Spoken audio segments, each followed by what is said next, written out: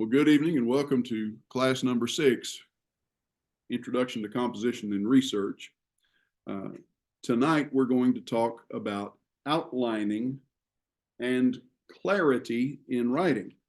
Before we get to that though, go back as we have done, and we'll talk about some non-standard and commonly misused expressions. You can see them on the board behind me, and we'll devote some attention to that in just a moment. The assignment for this week is to write a 2-page summary, not a dissertation, not a thesis, but just a 2-page summary about the contextual meaning of the word preach as it is used in 1 Peter chapter 3, verses 19 and 20.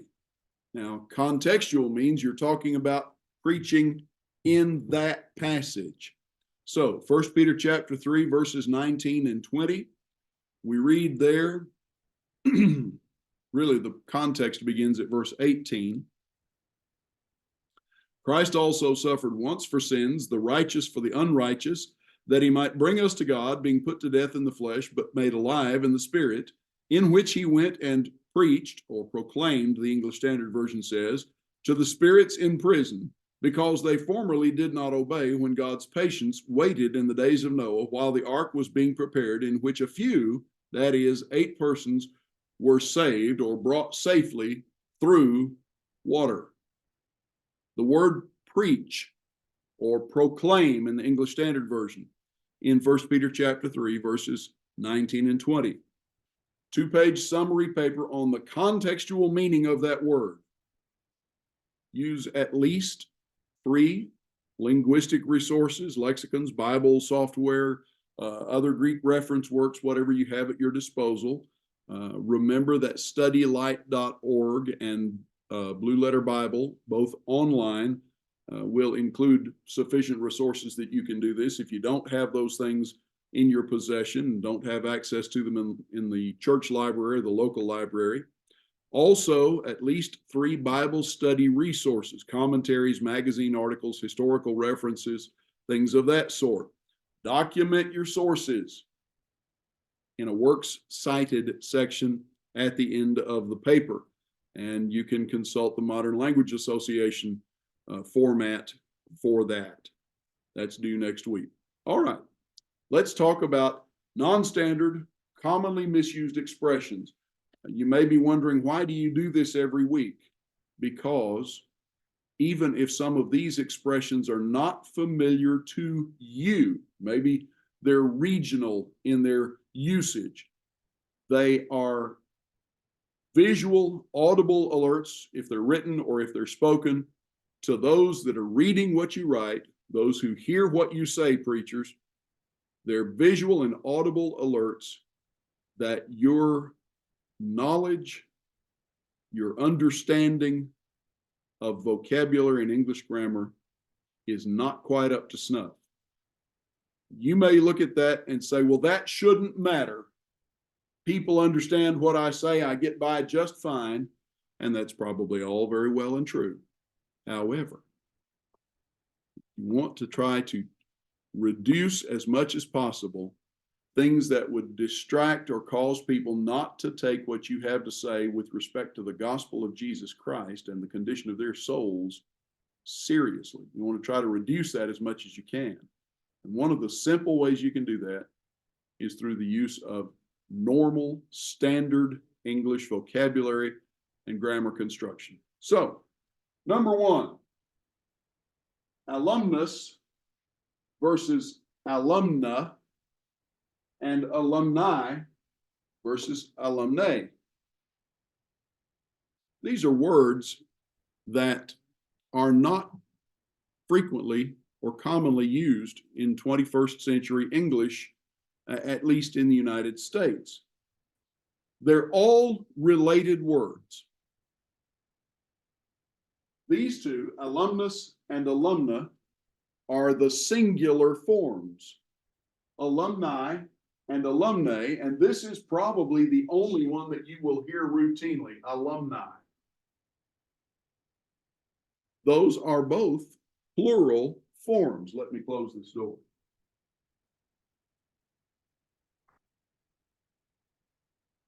reduce our background noise just a little bit. Singular versus plural. You, if you have graduated from a school, are not an alumni of that school. If you are a man, you are an alumnus.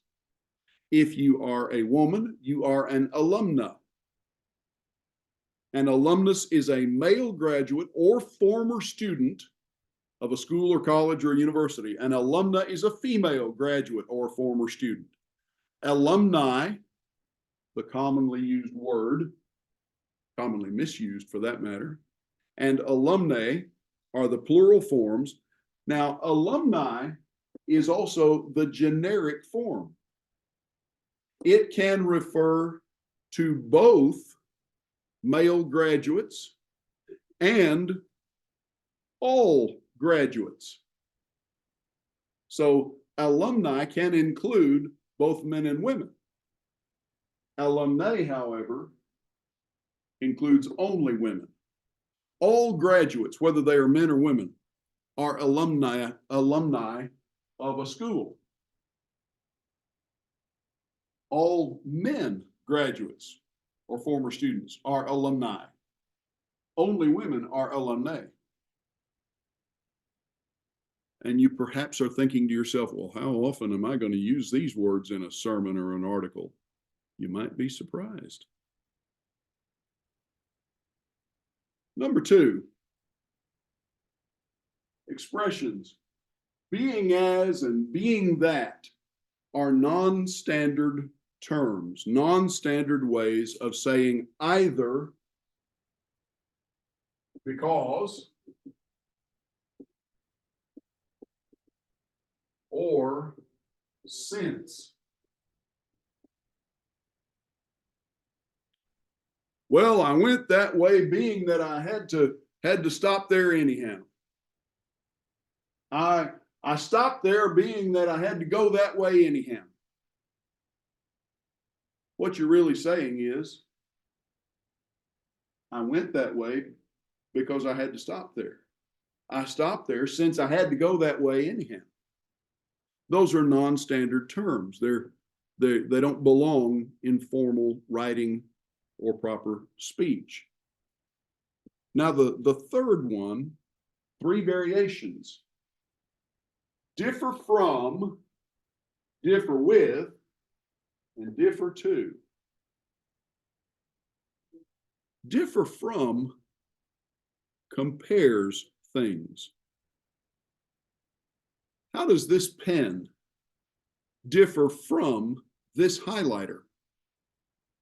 What are we doing? We're comparing a ballpoint pen and a highlighter. It means that something about this stands apart or separates it from this. They're not alike. They may have similarities, but they're not the same thing. A coupe differs from a sedan because it has only 2 doors. Now, if you're not a car person, you probably aren't overly familiar with the words coupe and sedan.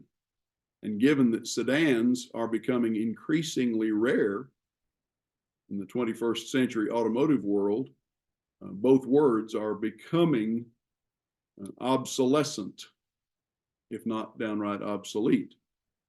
So in another few years, it may be utterly immaterial. But the expression to differ from remains. Differ from compares things that are not alike. Differ with has nothing to do with comparison. Differ with means to disagree. I differ with the insurance adjuster about the value of my wrecked car. What does that say? I don't like his estimate. Differ to is a non-standard form. Don't use it. Differ to is a nonsense expression. It doesn't actually say anything that makes sense, though you will occasionally hear it in some parts of the country. Number 4, the words assent, A-S-S-E-N-T, and assent, A-S-C-E-N-T. These are homophones. They sound just alike when you say them, assent and assent. They do not mean the same thing. Assent with 2 S's means to agree, to give your assent. George assented to mow the lawn. He agreed to mow the lawn. Assent with a C, the root word is ascend, A-S-C-E-N-D, means to rise up or to climb. Romeo ascended the ladder in order to reach Juliet's balcony.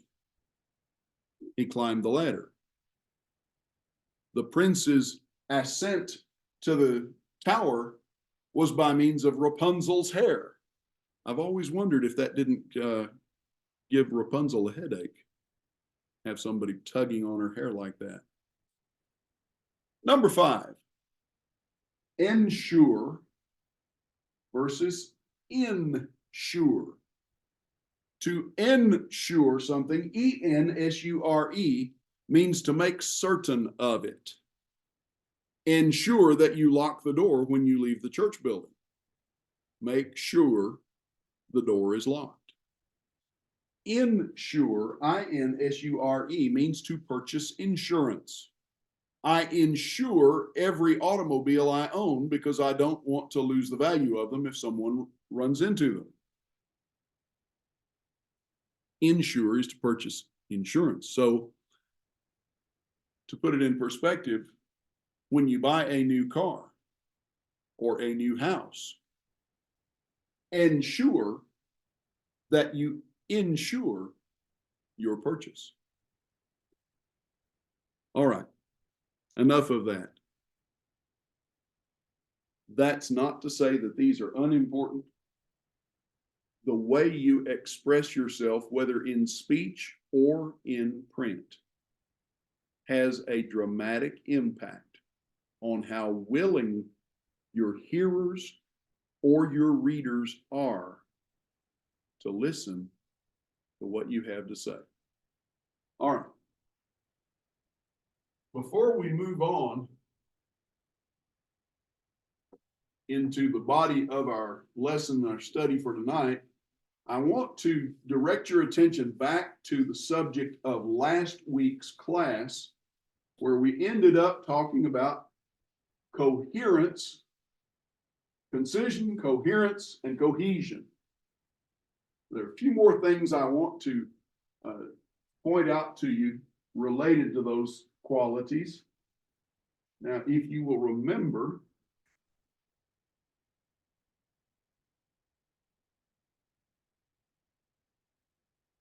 coherence and cohesion are related. Concision means brevity, to cut off, to get rid of extra words. Cohesion and coherence have to do with words that stick together and stick together in order. Cohesion means that the bits of information in what you write develop your topic in an orderly way. A single sentence, an individual sentence, may provide a complete, self-contained piece of information that's not explicitly related to an idea or the information in the sentences around it. It may be a completely standalone sentence, a completely standalone thought in that sentence. That being the case, how does it relate then to the sentences around it? Cohesion in that situation has to do with arranging not just the words, but the sentences so that old information or familiar information leads the reader toward new or unfamiliar information.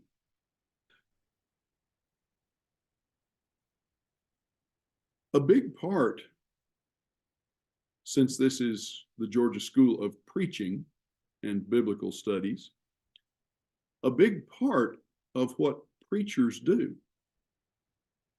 falls into the category of education.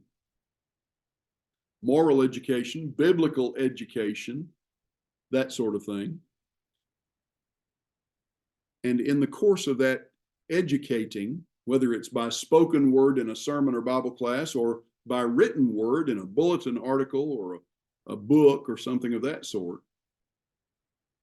a big part of that information, that education process, is introducing readers and hearers to ideas and facts and principles that heretofore have been unfamiliar to them. Working from old or familiar to new, unfamiliar, allows the reader to process and assemble what you're trying to tell them, the information you're trying to impart to them, in a logical way. And we'll see that more as we get into Williams, our text in Williams later this evening. So cohesion is putting that information in order. Coherence is the quality that creates a sense of focus in what we write. Sentences and ideas not only need to relate to each other, but they also need to show the reader how that they're combining to develop the main subject. In practical terms, what that means is keeping the subject of your sentence near the beginning of the sentence, keeping the subject of your paragraph near the beginning of the paragraph, keeping the subject of your chapter or your sermon or your Bible class near the beginning of your lesson. It lets the reader, it provides a context, it provides a setting, a guidepost, if you will, for the reader to process the information that follows. It's important to distinguish between the main topic and things that are related to it. Things that are related to the main topic are not necessarily the main topic themselves. In Major League Baseball, batting averages and earned run averages for individual players are statistics that are fascinating to some baseball fans. But the team with the batter who has the highest batting average and the pitcher who has the lowest earned run average can still be the losingest team in the league, because the batting average and the ERA, while they're related to the final score, they don't determine the final score. It's important to distinguish between the main topic and things that are related to it, so that your reader can follow the thread of the basic subject from start to finish. When you write, if you get to the end of what you have written, and what you write at the end is not related in any way to what you wrote in the beginning, somewhere in between, you got off track. And you need to back up and figure out where the train of thought on paper derailed, because the end should relate to the beginning. Because sentences and paragraphs oftentimes contain more than one topic. Dogs run and horses gallop. Related, but not the same. Because sentences and paragraphs often contain more than one topic, it's important to connect those topics in ways that let the reader see how they relate and understand what the main topic is and what is merely additional information.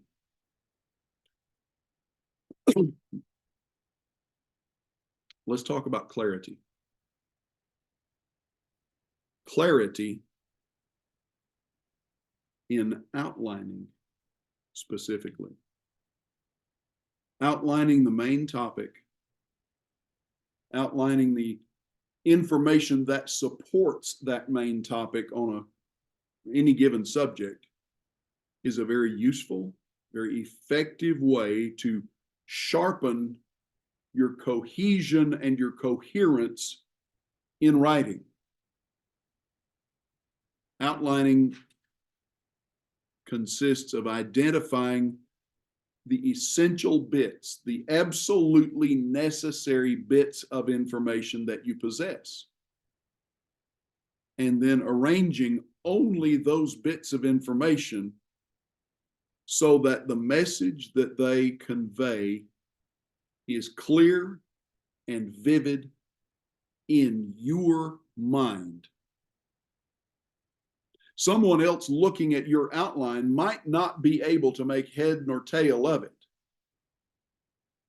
But if it is clear in your mind so that where you begin and the steps you take from that beginning point to your destination, to your conclusion, make sense and connect the beginning with the destination, that outline works for you.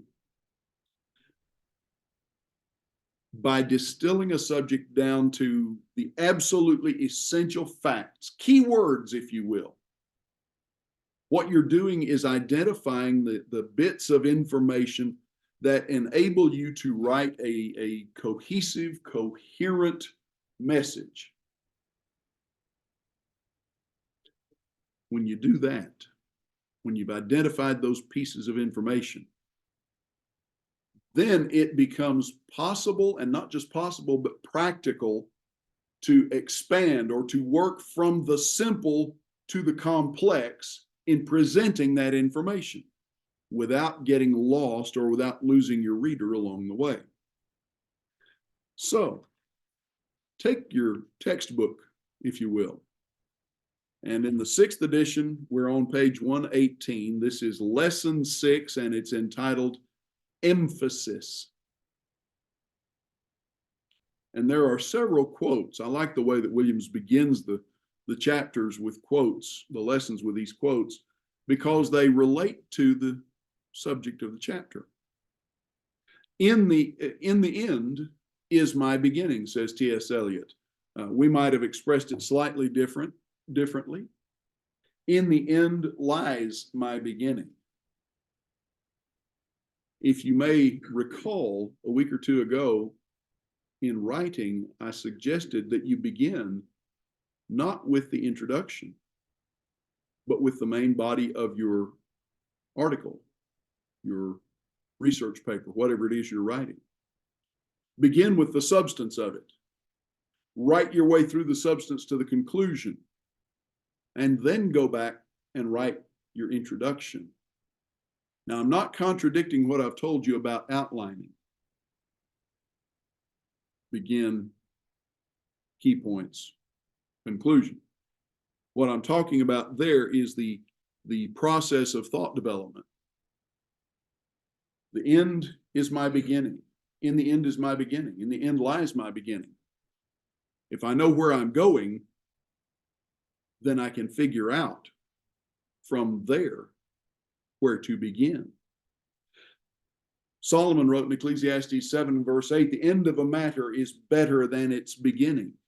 And there's certainly divine truth in that. Beginning and end shake hands with each other, according to a German proverb. which is to say, they have to be related, or what you write does not make sense. Shakespeare, of course, succinct as always, simply said, all's well that ends well.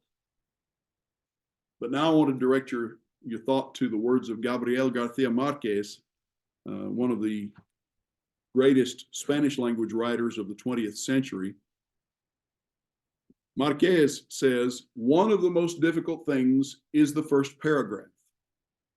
I have spent many months on a first paragraph, and once I get it, the rest just comes out very easily. In the first paragraph, you solve most of the problem with your book. The theme is defined, the style, the tone.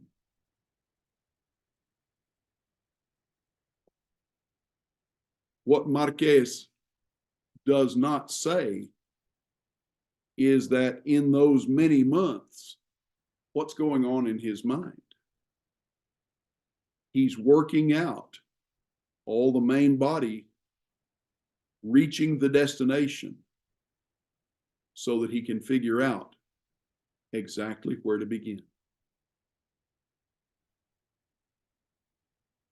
If I write short sentences, if I write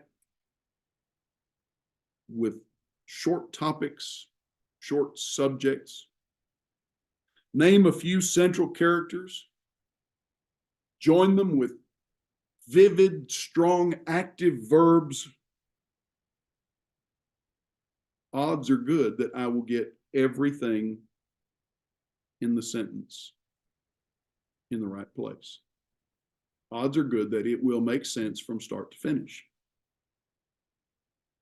That's the essence of clarity, making sense from start to finish, making it obvious. I like William's illustration of trying to jump a ditch because I've done that in the course of my life.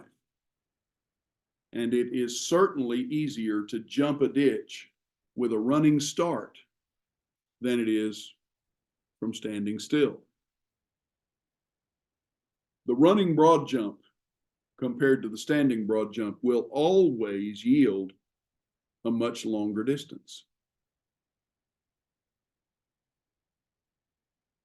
What we're talking about is what Williams describes as momentum.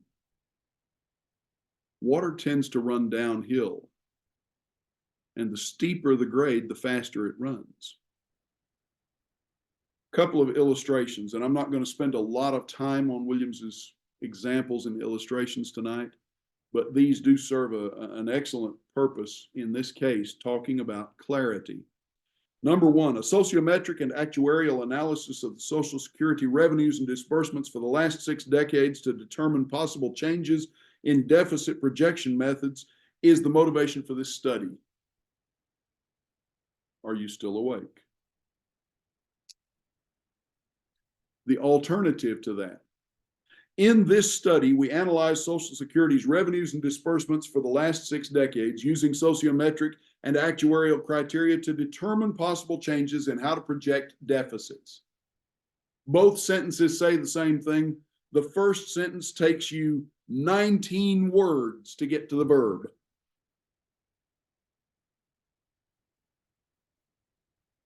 And the first 5 words are words that we don't typically use in everyday conversation, unless maybe you're an economist.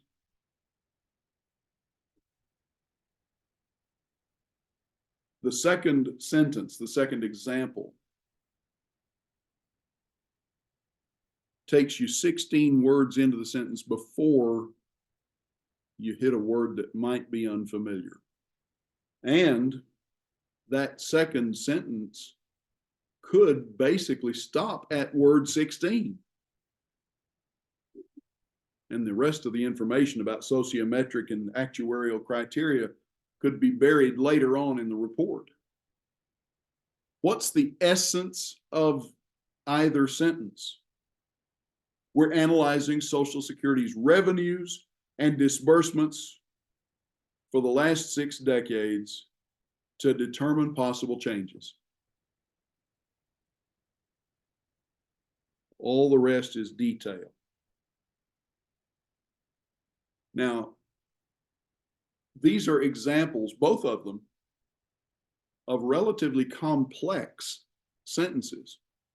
They have a lot of ancillary information, a lot of adjectives, a lot of objects, and so forth. But they illustrate the difference between clarity and obfuscation. Are you trying to make something clear with what you write? Or are you trying to hide something with what you write? The first one hides the purpose of the study. In fact, you're not even sure what it's talking about until you get almost to the end of the sentence. The second one tells you up front what this is about. We're analyzing something.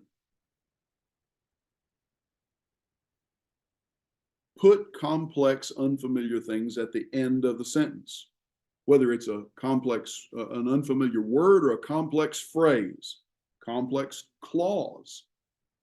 Put it at the end of the sentence. Put new information, unfamiliar information at the end of the sentence, if it is at all possible. Now, I'll come back to why in just a moment. But go on and take note of a couple of things that Williams points out about what he calls syntactic complexity. And you don't need to memorize that phrase. It will not be on any test that you take in this class. What we're talking about is simplifying what you say. Syntax has to do with how you put words together, how you combine words to express ideas. 2 examples here. Lincoln's claim that the Civil War was God's punishment of both North and South for slavery appears in the last part of the speech. Or, in the last part of his speech, Lincoln claims that God gave the Civil War to both North and South as punishment for slavery. We're not talking about something that's necessarily unfamiliar. We're not talking about something that's necessarily even complex in these sentences. But what we're doing in the second example is parceling out the information in small bites. And that makes it easier to understand and easier to digest. There's a basic principle at work here, and that is that units of information, bits and pieces of information that are simple, that are short, put that first. Put those pieces of information at the beginning of the sentence. Give your reader something familiar to get hold of, and follow that with information that's long or complex or unfamiliar. Put that at the end of the sentence.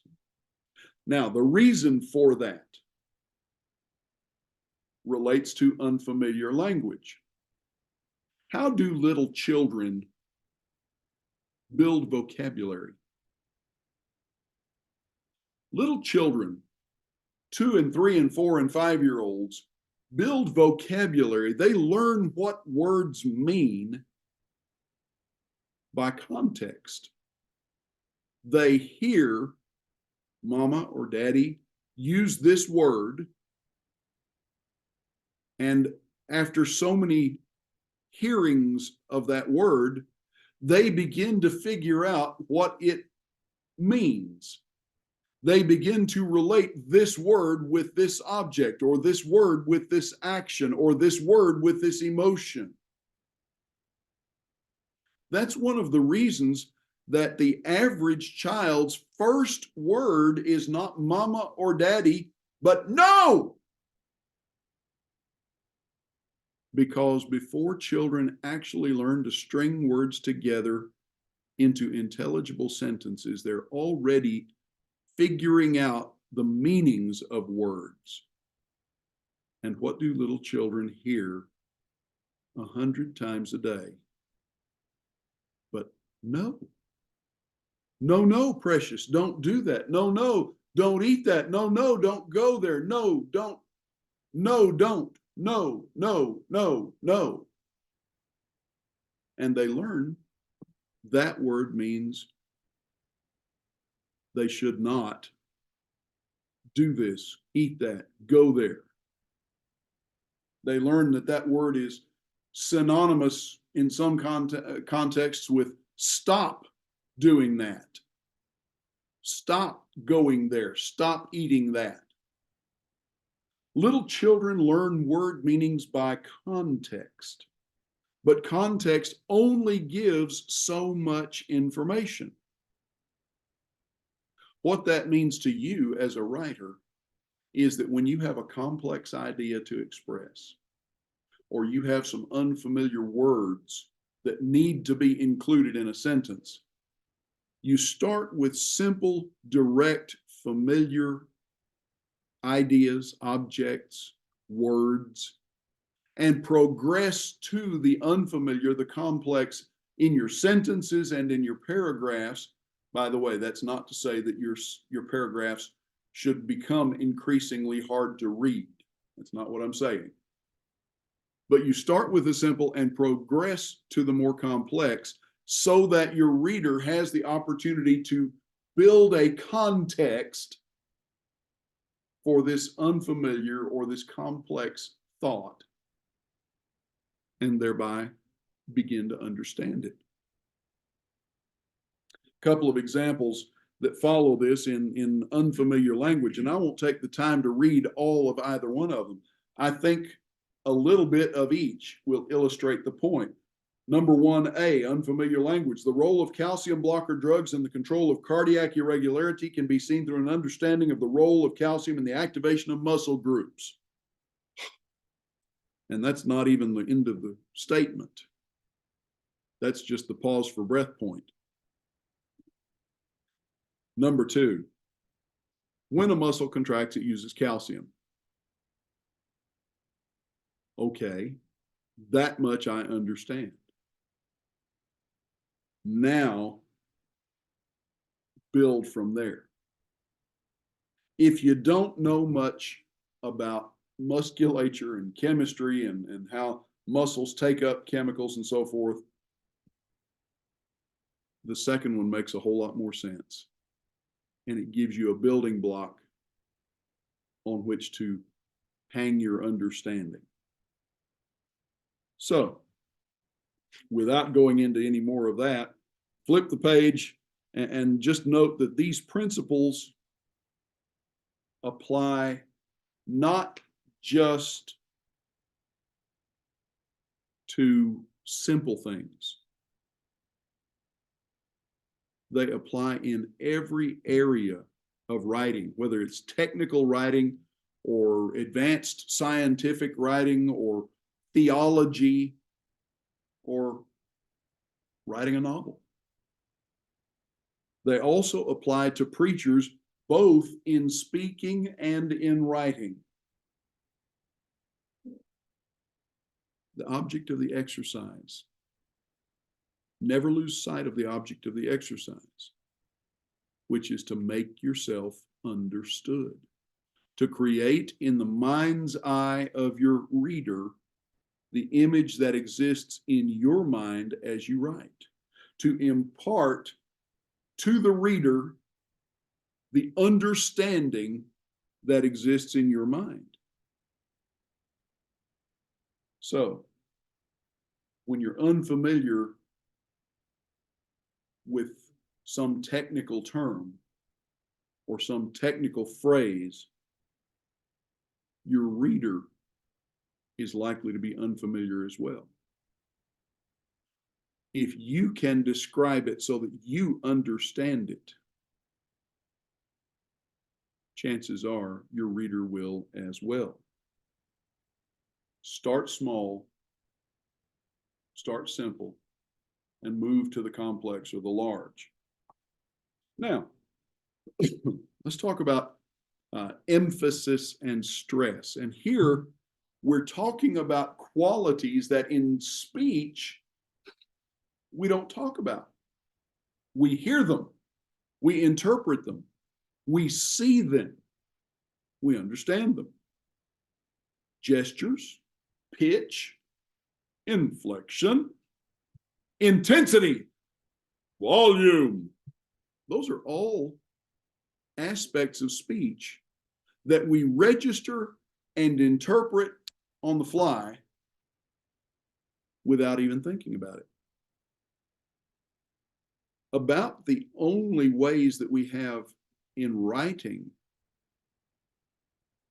beyond word choice, word order, and proper grammar to express all of those aspects of spoken communication would be boldface type and underlining in italics. And those are badly overused in a host of research papers.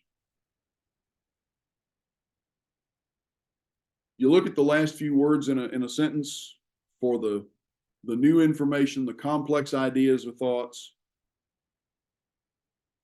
But those last words also don't just express the new information, they express the degree of emphasis that it's presenting. I'm not going to go into a lot of detail in William's book here, but this section on emphasis and stress is worth reading because it illustrates the things that we're talking about. The end of the sentence, in its punctuation and in the choice of words to express force, is comparable to the inflection that our voices express at the end of a sentence. We understand that, at least in spoken English and most Indo-European languages, a statement in terms of its pitch and its inflection, a statement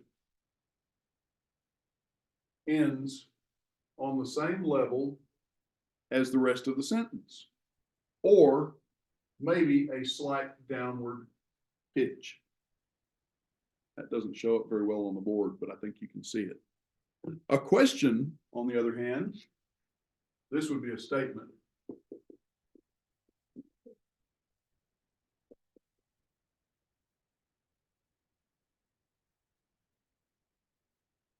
It ends on a slight downward pitch, points down a little bit. A question,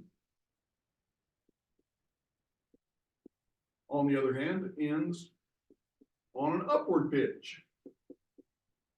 It tends to go up. You did what?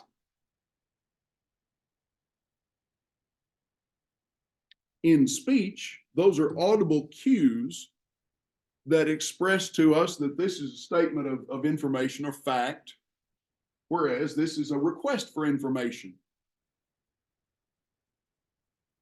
or an expression of surprise or disbelief.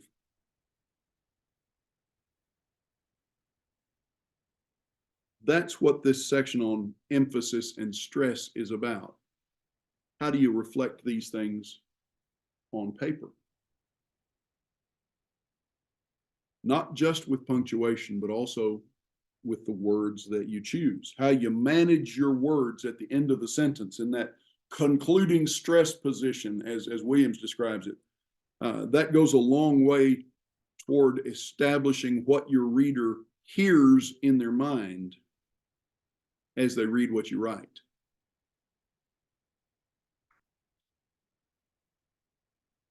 Think of your favorite writer and think of the voice that you hear in your mind when you read their writings. What does that voice sound like? let's draw it a little closer to home. Think of the preacher where you worship. Or alternatively, think of your favorite teacher in school. And then read something that person has written. Can you hear that person's voice in your mind in what you're reading? One of my mentors in Bible school was a great gospel preacher named Johnny Ramsey. And I have still a large collection of bulletin articles that he wrote when I was a very young man. And I can read what Brother Ramsey wrote. And as I read, I hear his voice in my mind. And that's not to say that he wrote exactly as he spoke, but the development of thought and the turn of phrase on paper was a reflection of what I heard in his classes and from the pulpit and even in one-on-one conversation. How you manage the words on paper goes a long way toward solidifying, establishing what your reader hears when you write, what they hear in their mind. So, how do you manage that emphasis? Well, 3 points that Williams makes. And let me just put this on the board briefly. We'll just call this managing or controlling emphasis.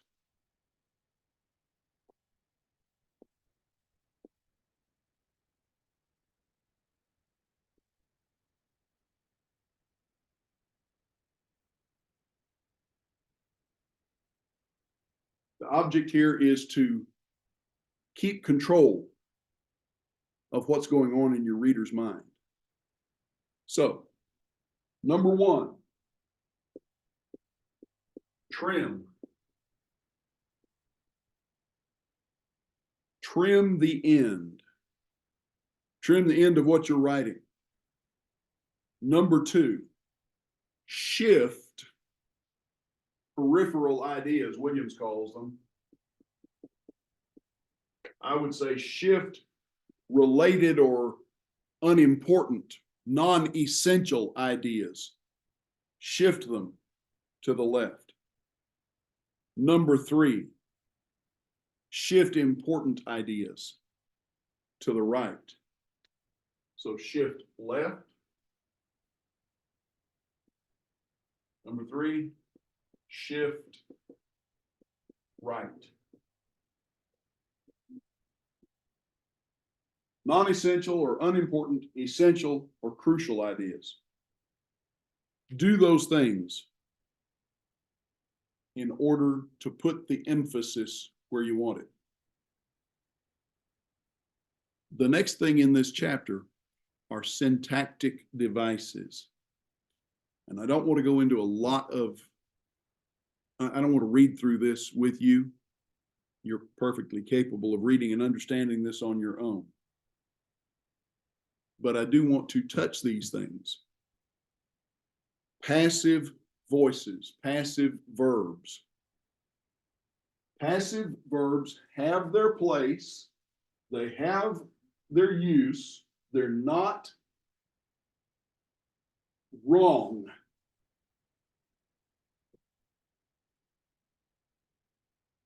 But they're also not scholarly.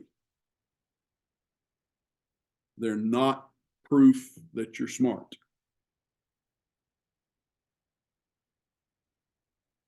They may be proof that you're trying to get your word count up.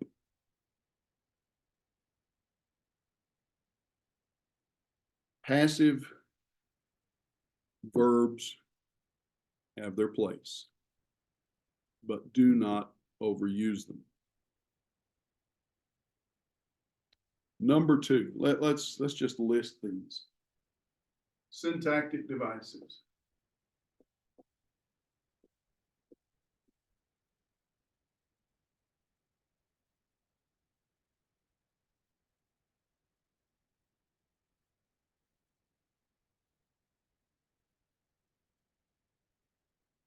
Number two, there. The word there. Like passive verb forms, the word there has its place. It has its proper construction. It has a valid use.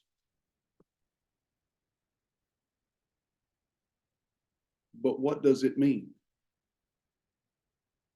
When you say there are, or there is, or there should be, what you're talking about is the existence of something. And there are other ways to say that. Several devices exist that can be used to whatever. Now that's a passive construction that can be used. But that gets you away from there are, there is, there should be, there are not, which makes for tedious reading. The third thing is what's called a what shift.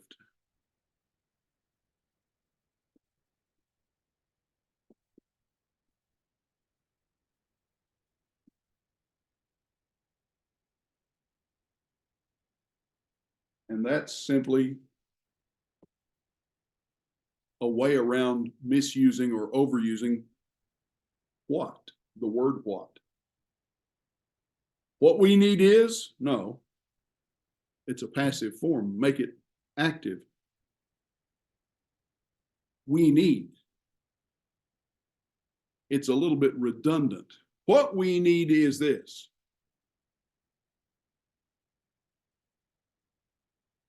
We need this. It's a way of simplifying. Shift the what by eliminating it and substituting what you're actually talking about. Substitute the subject or the object.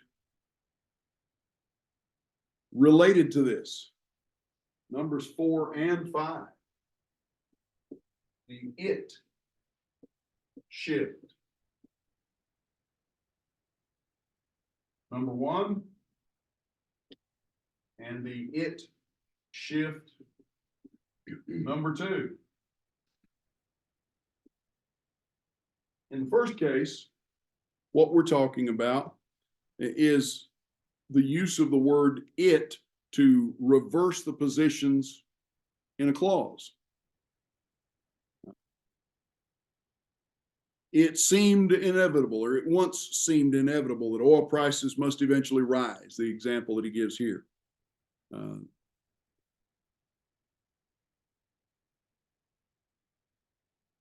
Where you put it simplifies or complicates the sentence. When you create a subject out of something that's long and complicated, put that long, complicated thing at the end of the sentence and start with it. Reverse the position in the clause. Number 2, it shift number 2. That's it shift number 2. It shift number 1 is where it singles out a topic and puts added weight. 1933, we experienced a depression that almost wrecked our economy.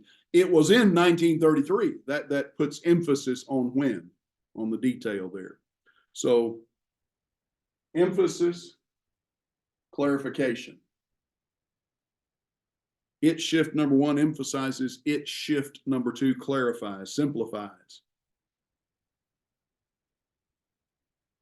Number 6, comparisons or emphasis. Comparisons emphasize something. In this case, the example, not only X, but Y as well. Not only chicken, but beef also. What are we doing? We're comparing, we're contrasting something for emphasis' sake. Number 7, pronoun substitution. repeated words, and pronoun substitution. What is a pronoun? A pronoun is a substitute itself. A pronoun takes the place of a proper noun. I might speak to the student sitting in front of me and say, student, I want you to, no, let me back that up. I might speak to the student in front of me and say, student, I desire that the student in front of me complete this assignment. Now, the young man sitting in the classroom in front of me would understand what I said and probably look a little bit askance at me as if to say, what's wrong with you? That statement is technically correct and understandable, but it would be far simpler to say, I want you to complete this assignment. You is the pronoun that substitutes for student in this case, the proper noun. Paul wrote to Titus in order to tell him to set things in order in the churches in Crete. Paul wrote to him. It communicates the same information. It avoids tiresome repetition and redundancy, and it reduces the stress of your mental voice in the reader's mind. That's as far as we'll go in the text tonight. So I would encourage you, do read this, do take advantage of the exercises in your own time. It will repay you if you'll do that. Now,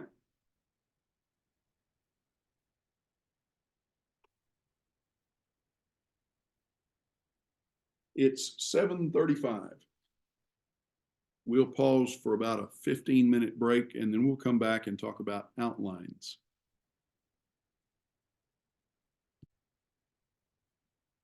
Okay, let's talk about outlining and outlines.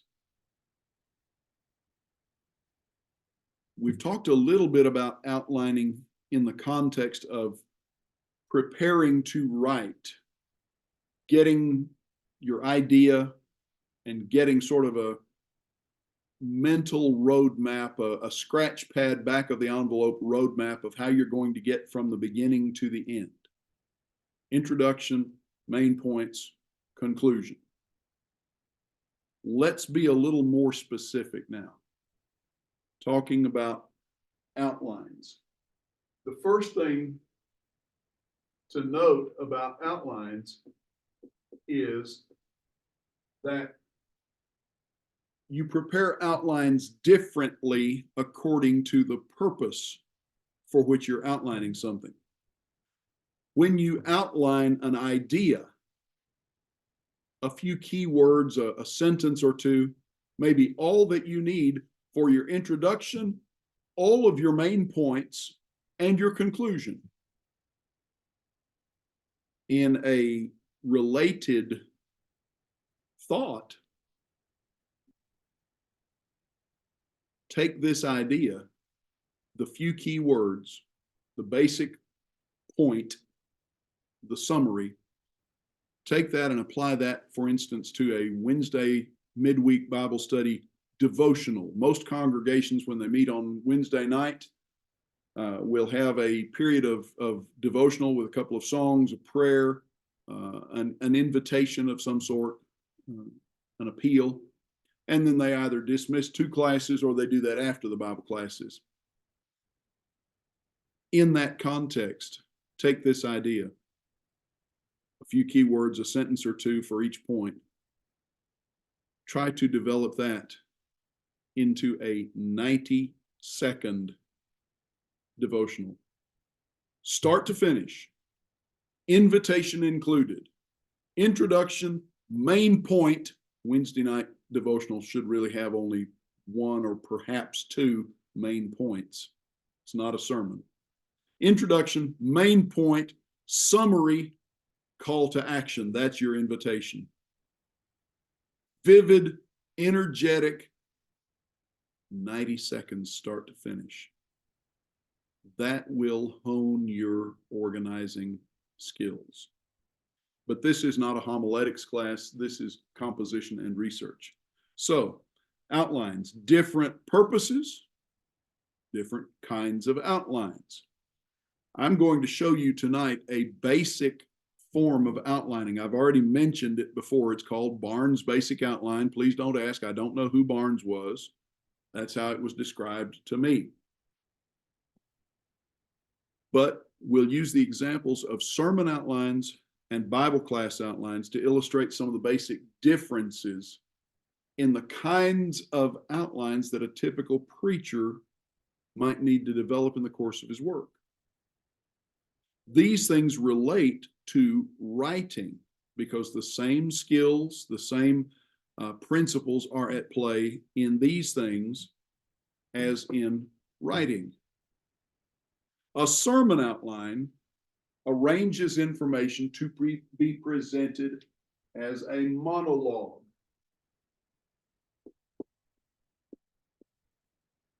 A sermon is a monologue. The speaker does all the communicating of information, all the passing along of information. The audience, in this case, are passive hearers. A Bible class outline, however, arranges information in order to stimulate dialogue.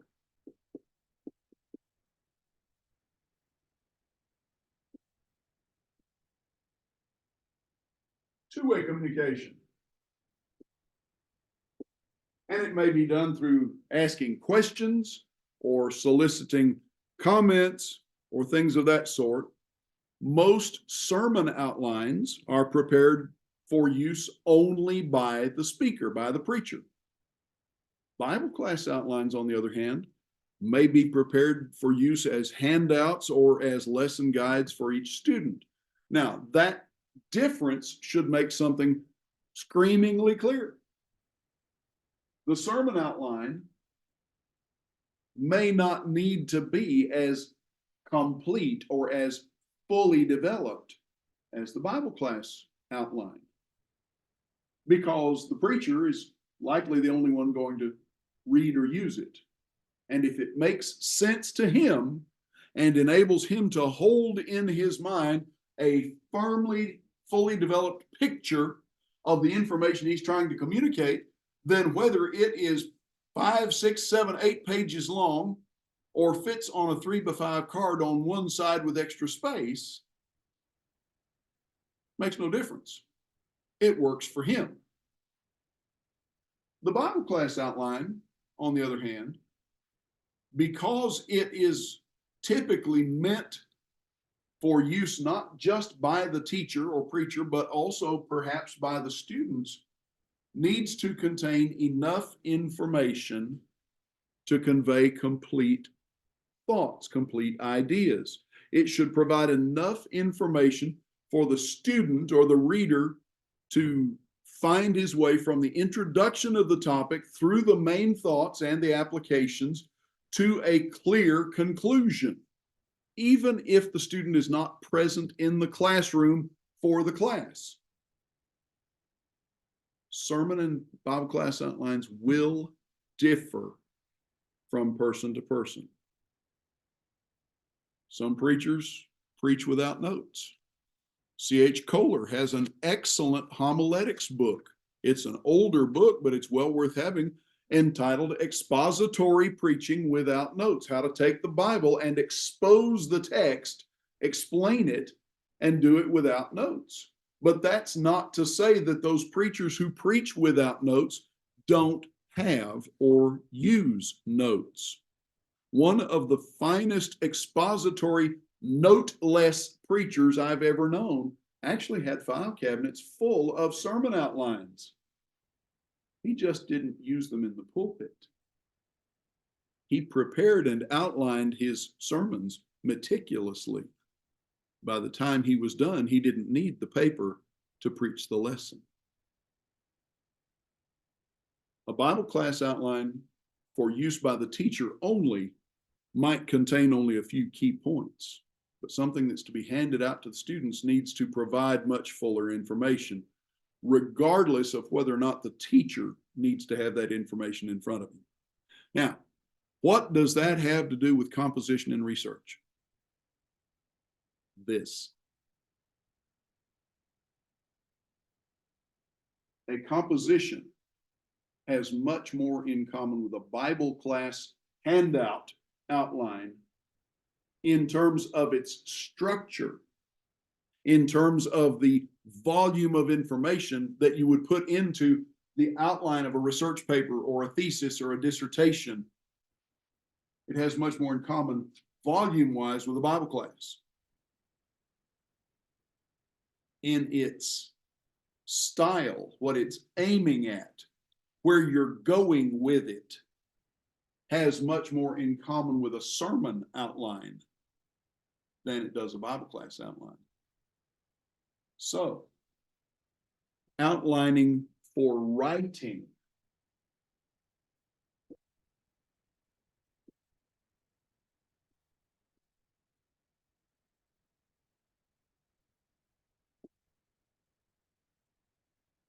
Outlining for writing, you're writing a monologue.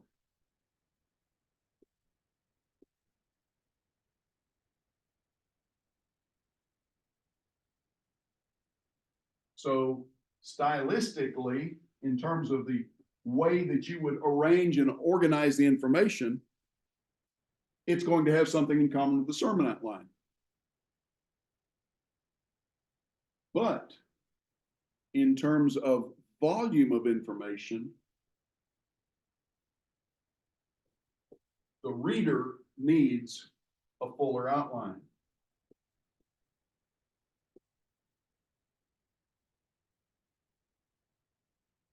Readers need complete information.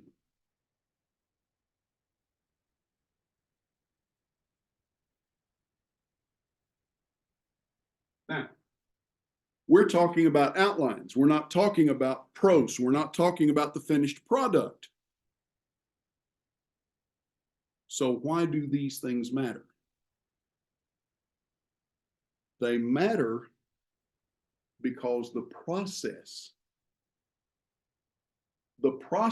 of producing all three of these kinds of outlines is essentially the same. What we're talking about in all three cases is the value of structure, the value of organization.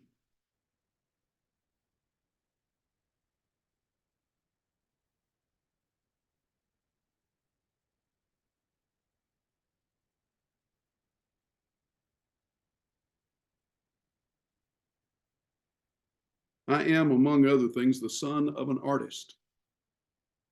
I am no artist. Let me make that clear. Structure in preaching and in teaching and in writing is not a rigid formula. I'm not talking about you have to do it exactly this way formula. Structure simply means an orderly, logical way of presenting information. So, structure.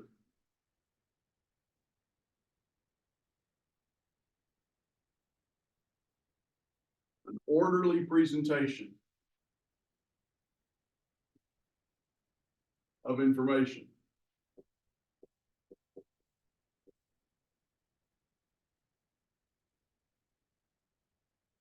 Orderly presentation of information.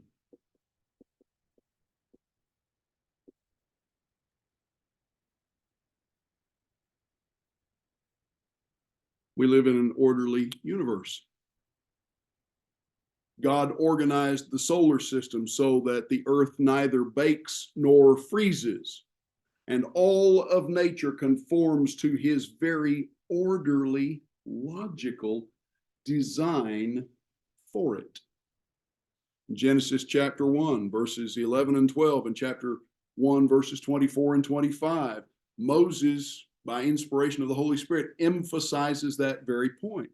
Trees and herbs yield seed according to their kind. Animals bring forth according to their kind. Cows give birth to calves, not puppies. Chickens do not lay ostrich eggs. Structure in preaching, teaching, and writing is what enables the listener or the reader to clearly identify three things. Structure allows the reader to identify the head,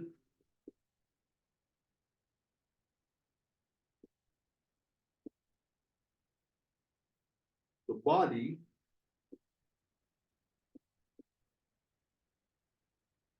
and the tail of a sermon, a Bible class, or an article. The head, the body, and the tail. Or, to put it in writer's terms, the subject,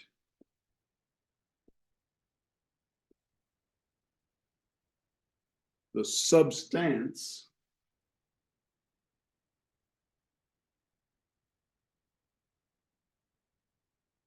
and the summary.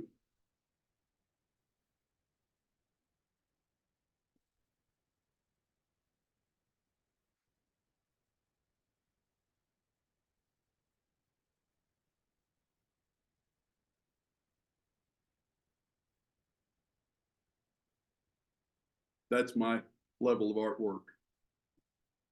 A line drawing of a fish. Head, body, tail. Subject, substance, summary. If you don't remember anything else from tonight's lesson, you will remember the fish. The head is the introduction. The body is the body of the lesson, the substance, the gist of it. The tail is the summary, the conclusion of it. Any speech, any article, any thesis, any dissertation, any research paper, any Bible class, any sermon should include all three parts so that a listener or a reader can identify the basic topic, the subject, the head, the major points, the body or the substance, and the conclusion. Where does this go? The tail of the fish or the summary of it. The things that comprise the conclusion that the writer or the speaker wants that person to reach.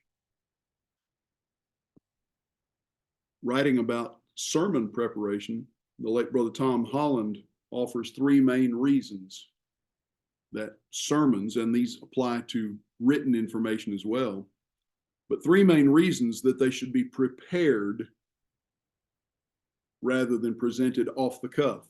Now, in preaching, that is why you should prepare and practice, not just preach spur of the moment.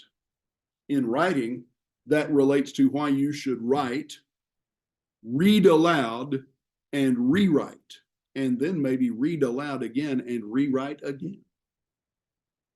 Reason number one, and we're talking now specifically about writing on biblical, spiritual, soul-impacting topics. Men are called to preach by the call to become a Christian. People are called to teach by the call to become a Christian. The call to become a Christian depends on using both the heart and the mind in order to first understand and then respond to the Lord's instructions. The call comes through the gospel that appeals to the mind. The information then appeals to the heart. We obey and we're instructed to preach or teach, or in this case, to write about the word, 2 Timothy 4, verses 1 and 2, and 2 Timothy 2 and verse 2. We write, we preach, we teach, we seek to persuade because we're called by the call to be Christians, called by the gospel. Number two, preparation is important because the potential of this work demands preparation. The word that we handle as gospel preachers, as Bible class teachers, as writers on soul impacting topics, the word that we handle is God's power to save. Romans chapter 1 and verse 16, Paul writes, I am not ashamed of the gospel of Christ. It's not my word, it's not your word, it's the word of Christ. I'm not ashamed of the gospel of Christ, for it is the power of God unto salvation to everyone who believes, to the Jew first and also to the Greek. And then he goes on and adds in verse 17, for therein, in that gospel, in that word is revealed the righteousness of God from faith unto, or for faith, even as it is written, the just shall live by faith, quoting from Habakkuk chapter 2 in the Old Testament. If a person's soul is worth the whole world, and that's what Jesus said in Matthew 16 and verse 26. How dare I be careless or indifferent about preparing to carefully and accurately handle that sharpest of all instruments, the word of God, Hebrews 4 and verse 12. Men are called to preach verbally and in print by the call to become a Christian. The potential of that work demands preparation. And the gospel can be perverted, twisted. Galatians chapter 1, verse 6, the Apostle Paul writes to the churches of Galatia, and he says to those Christians, I am amazed, I marvel that you're so soon turning away to another gospel, which is not another. It's not the same thing. Only there are some who trouble you and would pervert, who would twist, distort the gospel of Christ. A person who distorts the gospel through poor preparation and poor expression not only endangers his own soul, but may endanger the souls of those who hear or read what he has to say. And those who believe and follow false doctrine will be lost, according to 2 Thessalonians chapter 2, verses 10 through 12. Now, the basic point is quite simple. What preachers and Bible class teachers and writers on spiritual things have what we do with the Word of God has implications for eternity, both for ourselves and for others. When Paul told Timothy in 2 Timothy 2 and verse 15 to properly handle the word of truth, to handle it aright, he was telling him just how important what he was doing is. We forfeit our integrity as gospel preachers if we treat the Bible as no more worthy of care and accurate expression than a day-old newspaper. Let's talk about outlines. I'll get back down off my soapbox, my pulpit now. Let's talk about outlines.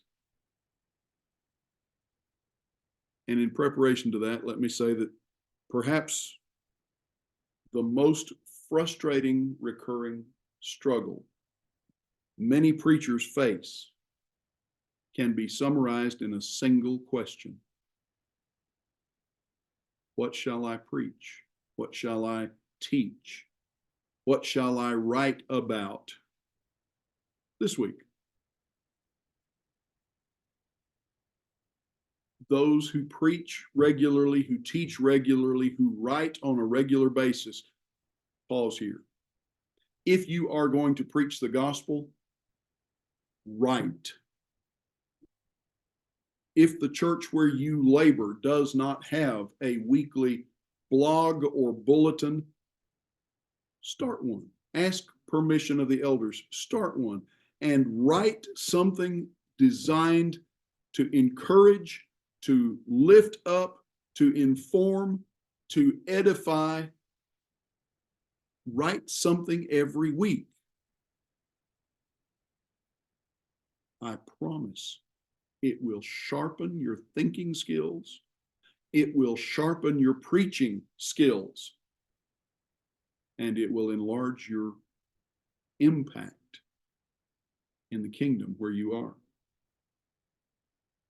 Those who preach regularly typically have peaks and valleys of inspiration for sermon ideas, for article ideas. I have in the desk drawer to my left in my office, I have a fat file folder full of sermon ideas, bulletin articles, snatches of conversation, a word or two, scraps of envelopes. And then in my iPad, I have a whole file full there of things I've written down. Next to the sermon idea folder is one for Bible classes, and next to that is one for bulletin article ideas, magazine article ideas, and so forth. Sometimes I have to go dig through one of those folders to figure out, what do I want to preach about this week? What do I need to teach this quarter? What do I need to write this week? Peaks and valleys of inspiration, peaks and valleys of ideas. Sometimes they seem to just flow and overflow, and the bulletin articles and things like that just almost seem to write themselves. And sometimes a preacher will struggle to find a single sermon topic or idea that excites him. That's just part of life. Like a sermon, a good piece of writing should fill the hearer's or the reader's mind with God's word and stir his heart with desire to do what God wants. Not just inform, but excite, motivate. That's why most experienced preachers keep those seed files and try to plan sermons and classes and writing articles and so forth weeks or months, or some of them years in advance. And there are advantages in doing that. It allows you adequate time to study and learn and prepare material on topics that maybe is not familiar, topics that are not familiar to you. It allows you to step back from time to time and see the spectrum of what you have written or what you have taught or what you have preached, so that you don't fall into the habit of simply dealing with your own favorite subjects, or so that you don't fail to address important topics. It lets you make sure that you're preaching and teaching and writing the whole counsel of God, just as Paul wrote or spoke to the Ephesian elders in Acts chapter 20, verse 28. And it provides you time to collect and digest information and related materials for upcoming articles, upcoming sermons, upcoming Bible classes, information that you might not use otherwise, but it relates to this and it'd be helpful for that. How do you go about selecting topics? And we'll come around to the outline in a minute. The needs of the congregation, whether you're speaking or writing, are often the main consideration. we as preachers and teachers are not judges of our brethren, but what we see and hear among them tells us a lot, if we listen, about a congregation's needs and its condition. Now, a preacher's own experiences and maturity will also impact the topics and the approach of the things that he writes and the things that he says and preaches. His own personality will affect that as well. And that makes it important as a preacher, as a teacher, to understand what kind of a person are you? Are you by nature hopeful and optimistic, pretty positive? Are you sort of a natural pessimist? Are you outgoing and enthusiastic? Are you an introvert who's reserved and shy?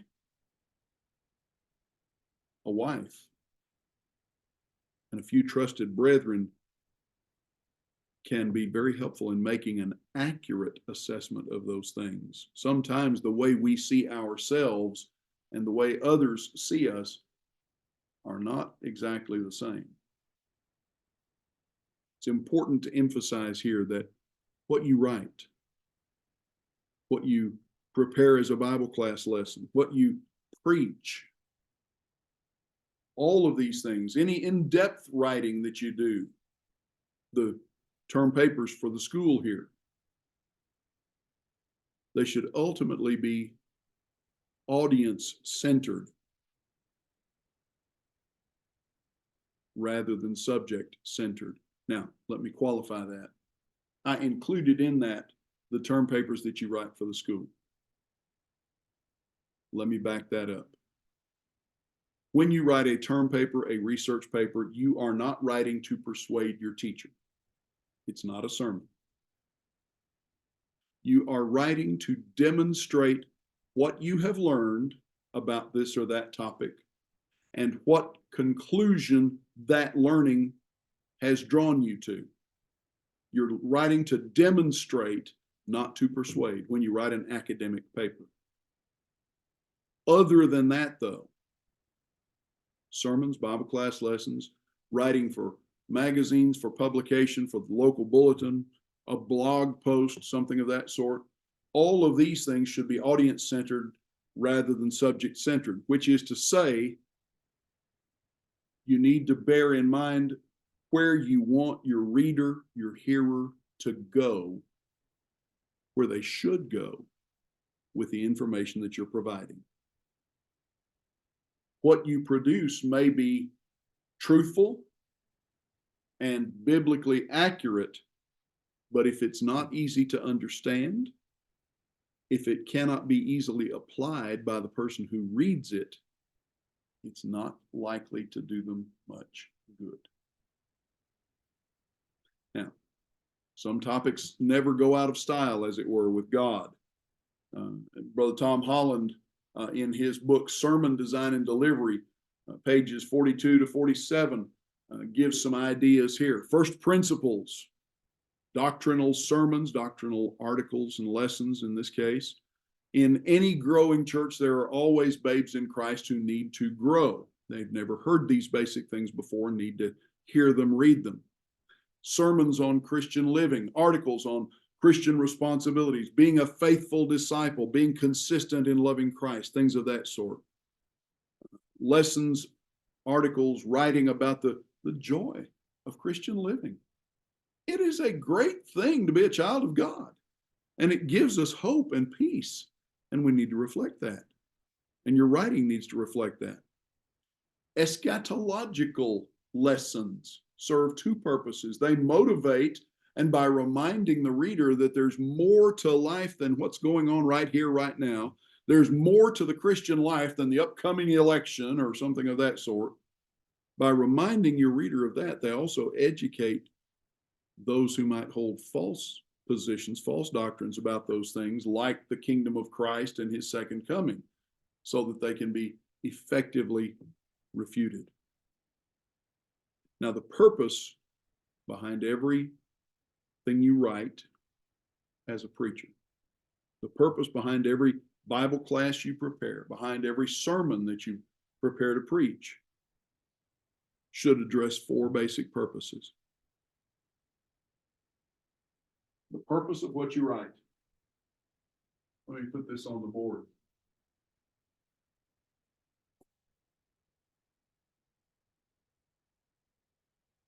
Don't let the fish get away.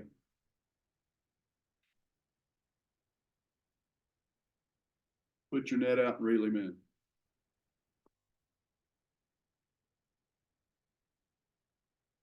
The purpose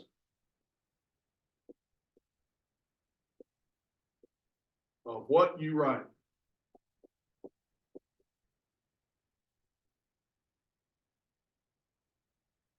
And this applies equally well to what you preach and what you teach.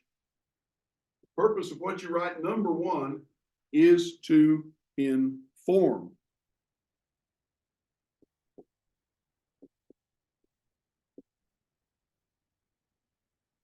To inform your reader of their responsibility to God, to Christ, to his fellow man, to his brethren, to himself, to his family, and so forth. Number two, the purpose of what you write is to convince. To convince your reader of the truthfulness of what the Bible says on this or that subject, the scripturalness of this activity, the error of this false religious position, or what have you. Number three, the purpose of what you write is to stimulate. To stimulate your reader to greater zeal, greater enthusiasm for the work of the Lord's kingdom, to demonstrate more love for God, to demonstrate more love for fellow man and for brethren and what have you. And the purpose of what you write, number four, is to persuade.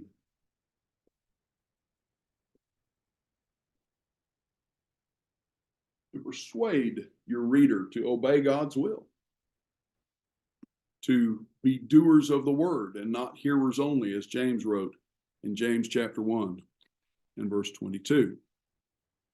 So, Barnes' basic outline. This will not take long.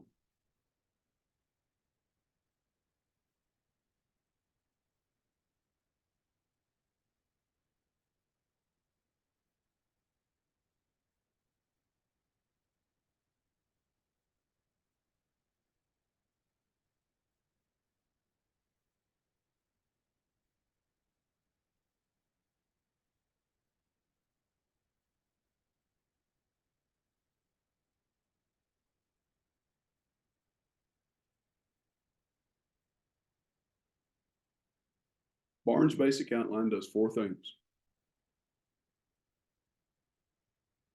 It introduces. The introduction gains the reader's attention.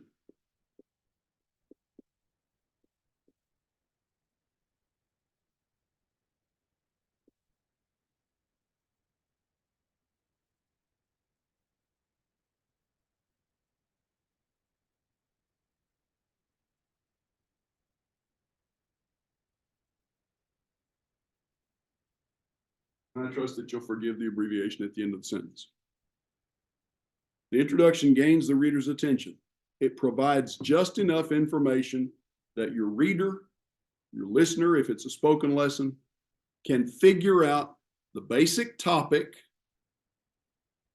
and maybe it establishes your authority to speak on the subject, or it defines the terms that the reader needs to understand to benefit from it. That's all it does. It introduces the topic. The thesis. This is number two. The thesis is a single sentence. Call it a summary sentence. A complete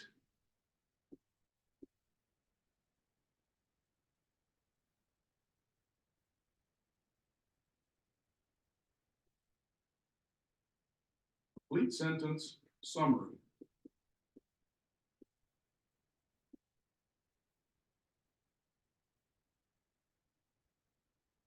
Of the whole lesson.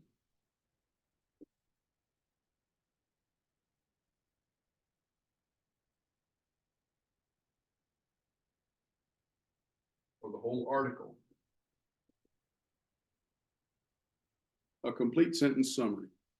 One sentence, one statement, sometimes one question that encapsulates what the whole thing is about, expresses the heart of your article. Here are three great lessons that we can learn from Pilate's question in John chapter 18, verse 38.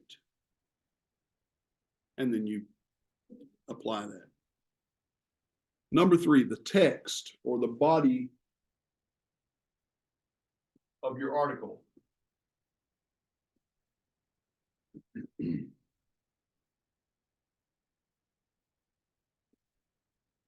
What this does is develops the theme in the introduction and thesis.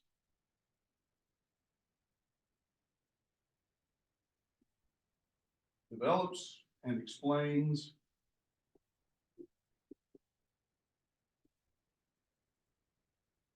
the theme. And the conclusion or the summary brings all the main points together.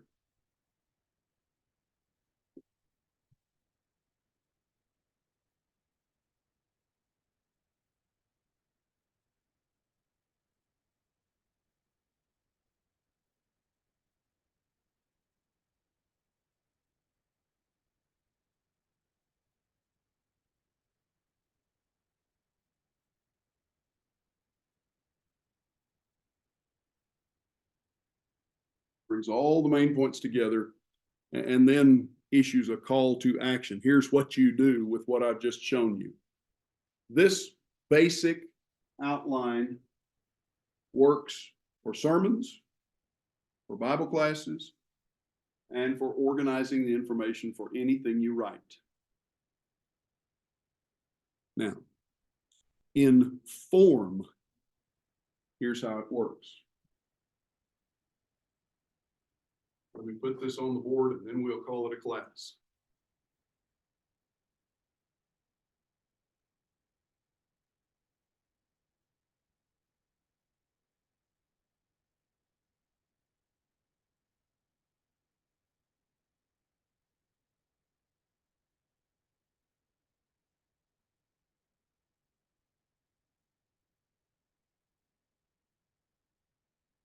You have the introduction.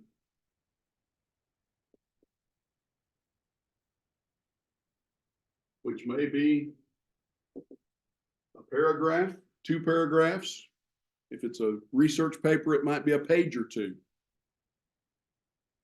You have the thesis.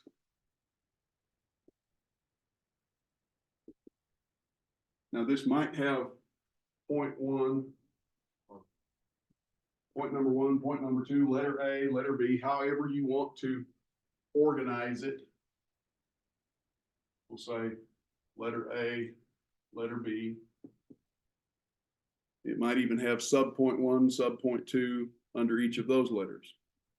The thesis is the single statement. One sentence. In writing, it might be a 2 or 3 sentence paragraph, no more, that summarizes everything. The text for the outline, not for the article, not for the thesis, but your working outline or your outline for a sermon or a Bible class. The text or the body would be organized Roman numeral number 1, letter A, letter B, 1, 2, Roman numeral number 2, letter A, letter B, etc. However many points you're trying to make. The thing to understand about this is that letter B relates to letter A, which supports number 2. Number 1 relates to number 2 or is comparable. Number 2 relates to number 1 or is comparable to it.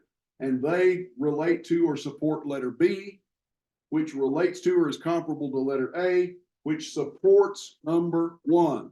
When you introduce a new thought, a new concept, you go back over here. This information is less important than this information. This is less important than this, which is less important than this. It's a way of organizing your information according to importance or according to pertinence. Then you get to the conclusion. We'll put that over here.